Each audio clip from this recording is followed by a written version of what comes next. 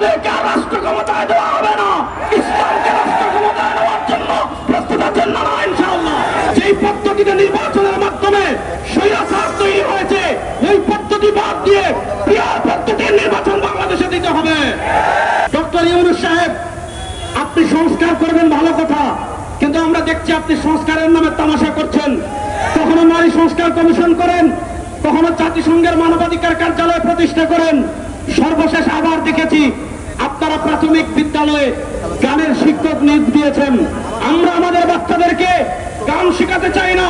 আমাদের স্পষ্ট দাবি, গত পরশু বিশ্ব ইসলামের রাজনীতির অন্যতম সুপার সালার মুফতি সৈয়দ মোহাম্মদ রেজাউল করিম পীর সাহেব চরমনায় স্পষ্ট বলেছেন, দেশের সকল প্রাথমিক বিদ্যালয়ে বাধ্যতামূলক ধর্মীয় শিক্ষক নিয়োগ দিতে হবে।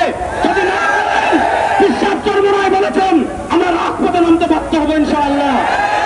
ইসরায়েলের বিপক্ষে যদি একটা কুকুরও দাঁড়ায়, ওই কুকুরের পক্ষে আমরা আছি, কিন্তু ইসরায়েলের বিপক্ষে যদি কোনো মানুষ দাঁড়ায়, কুকুরের আমাদের কাছে দাম থাকবে, তারা আমাদের কাছে তথ্য অনেক নিষ্ঠ।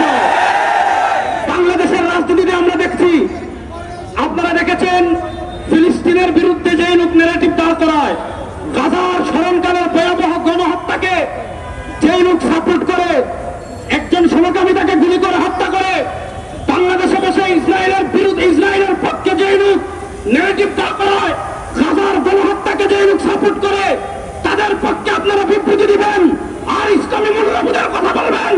ওই মুনাফিক ইসলামী মূল্যবোধ বাংলাদেশে আর চলবে না।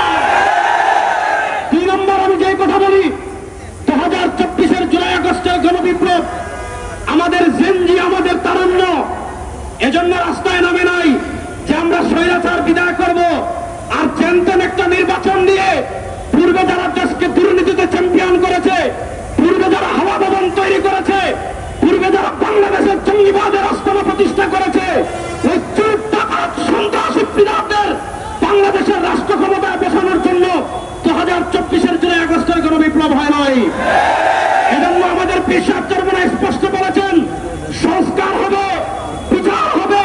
গত 54 বছরে যেই পদ্ধতিতে নির্বাচনের মাধ্যমে স্বৈরাচার তৈরি হয়েছে, ওই পদ্ধতি বাদ দিয়ে পিয়ার পদ্ধতির নির্বাচন বাংলাদেশে দিতে হবে। সর্বশেষ আরেকটা কথা বলে আমি আমার বক্তব্য শেষ করছি।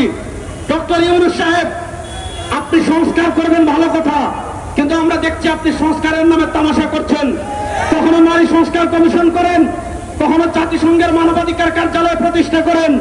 সর্বশেষ আবার দেখেছি আপনারা প্রাথমিক বিদ্যালয়ে গানের শিক্ষক নিয়োগ দিয়েছেন। আমরা আমাদের বাচ্চাদেরকে গান শেখাতে চাই না। আমাদের স্পষ্ট দাবি, গত পরশু বিশ্ব ইসলামের রাজনীতির অন্যতম সুপার সালার মুফতি সৈয়দ মোহাম্মদ রেজাউল করিম পীর সাহেব চরমনায় স্পষ্ট বলেছেন, দেশের সকল প্রাথমিক বিদ্যালয়ে বাধ্যতামূলক ধর্মীয় শিক্ষক নিয়োগ দিতে হবে। যদি না করেন, পীর সাহেব চরমনায় বলেছেন, আমরা রাজপথে নামতে বাধ্য হবো ইনশাআল্লাহ। আপনাদেরকে একটা দাওয়াত দিচ্ছি, জাতীয় উলামা মাশায়েখ আইম্মা পরিষদ ইসলামী মূল্যবোধের পক্ষে এবং বাংলাদেশে ইসলামের পক্ষে কাজ করছে এবং ইসলাম বিরোধী যত ষড়যন্ত্র আছে তার বিরুদ্ধে জাতীয় উলামা মাশায়েখ আইম্মা পরিষদ কাজ করছে। গত পরশু আমরা ধর্মীয় শিক্ষক নিয়োগের দাবিতে জাতীয় সেমিনার করেছি।